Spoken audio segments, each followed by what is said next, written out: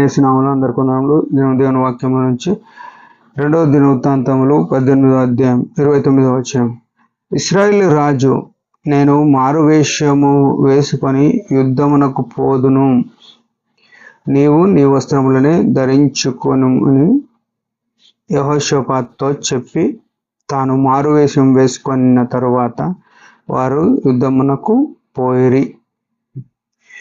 ప్రియమైన వాళ్ళరా, దేవుని యొక్క ఉద్దేశంలో మనం ఉండవలసిన వారము. మన యొక్క స్థితిగతులు ఎట్లున్నాయో చూడాలి. అనేక సార్లు దేవుని యొక్క క్రమము మనం తప్పేవారమై ఉంటాం. ఇక్కడ ఇశ్రాయేలు రాజు, ఎంత మంచి పేరు ఉంది కదా. ఇశ్రాయేలులకు రాజుగా ఉన్న ఈ వ్యక్తి తన జీవితంలో ఎట్లున్నాడంటే దేవుని దృష్టిలో దుర్మార్గుడుగా ఉన్నాడు. దేవుడు అసహించుకునే వ్యక్తిగా ఉన్నాడు. బైబిల్లో మత్తయి సువార్తలో రాసి ఉంటుంది 25:33 వచనంలో, వేశ్యలు మీకంటే ముందుగా పరలోకం పోతారు కానీ వేషధారులు పోరు అని ఉంది. ఇక్కడ చూస్తే ఈ ఇశ్రాయేలు రాజు నిజంగా యెహోవా దేవునితో ఉండవలసిన వాడు, ఆయన చిత్తం జరిగించవలసిన వాడు, తన ప్రజలైన ఇశ్రాయేలు మీద నాయకుడుగా ఉండి దేవుని చిత్తము జరిగించవలసిన వాడు మారువేషం వేసుకొని ఉన్నాడు. మనం కూడా అనేక సార్లు యేసు రక్తంతో కడగబడతాం కానీ మన జీవితాలు ముసుగు వేసుకొని లేకుంటే వేషం వేసుకొని బతికే వారంగా ఉంటాం. చాలాసార్లు మేము ఎక్కడ వేషం వేస్తాం, మాకు అవసరం ఏముంది అని అనుకుంటాం. కానీ దేవుని దృష్టిలో మాత్రం అవి అట్నే కనబడతాయి.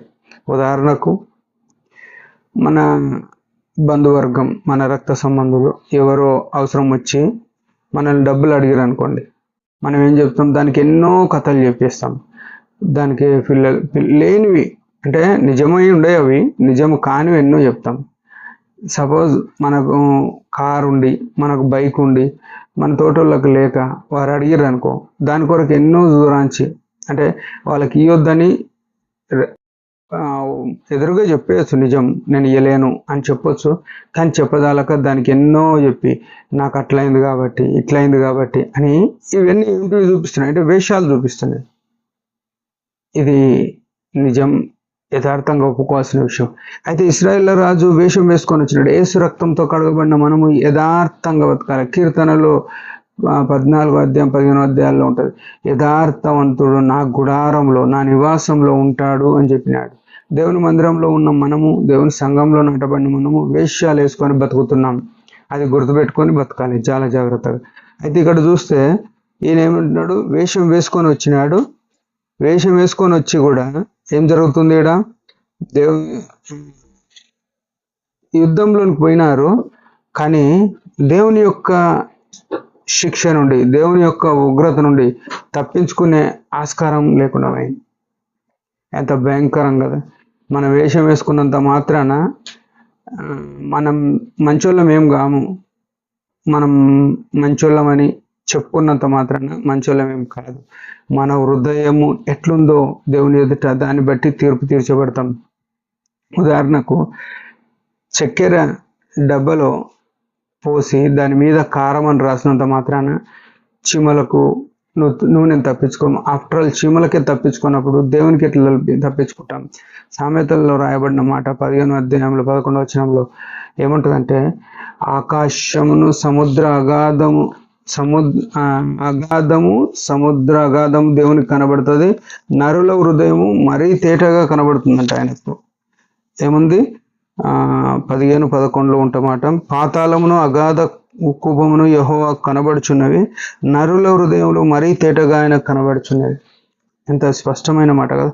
అయితే ఇట్లా వేషం వేసుకొని పోయిన యెహోషాపాతు రాజు ఏమైపోయిందంటే 33వ వచనంలో ఉంది, అప్పుడు ఒకడు గురి చూడకయే తన వింటిని ఎక్కుపెట్టి ఇశ్రాయేలు రాజును అతని కవచపు బంధుల సందున కొట్టగా, అతడు నాకు గాయం తగిలినది, నీ చెయ్యి త్రిప్పి దండులో నుండి నన్ను తీసుకొని పొమ్ము అని సారథితో అనెను. ప్రియమైన వాళ్ళారా, చూడండి ఎంత భయంకరమైన సంగతి జరిగింది. వేషం వేసుకున్నంత మాత్రాన మన నటనను దేవుడు గుర్తుపట్టడం అనుకోవద్దు. ఈయన వేషం వేసుకొని పోయినాడు యుద్ధములో, గురి చూడక దేవుని నుంచి తప్పించుకోలేవు, దేవుని తీర్పు నుంచి మనం తప్పించుకోలేము. యథార్థంగా ఉండడానికి చూడాలి. ఆయన యథార్థవంతులను దీవించేటోడు, దీనులను కనికరించేటోడు, మన నిజస్థితి చెప్పుకుంటే ఆయన పాపం క్షమించేటోడుగా ఉన్నాడు.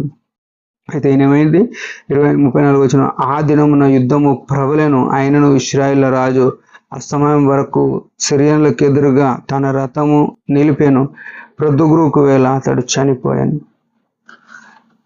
ఆయన ఎంతో ప్లాన్ చేసుకొని తప్పించుకుందామని మారువేషం వేసినాడు, కానీ దేవుని ఉగ్రత నుంచి తప్పించుకోలేదు. ప్రేమైన వాళ్ళ మన జీవితాలు ఎట్లాంటి పరిస్థితిలో ఉన్నాయి మనం పరిశీలన చేసుకొని దేవుని మనం ఒకరోజు జీవిద్దాం. దేవుని మాట దీవించిన చిన్న ప్రయత్నం పరమ తండ్రి సుబ్రహ్మణ్యంలో ఉందనాలు దయకాలం ఇచ్చిన వేషం పెట్టుకోండి. ఈ చిత్తంలో కృపణీయమని వాళ్ళ అయినతల నుంచి ఓడిపించండి.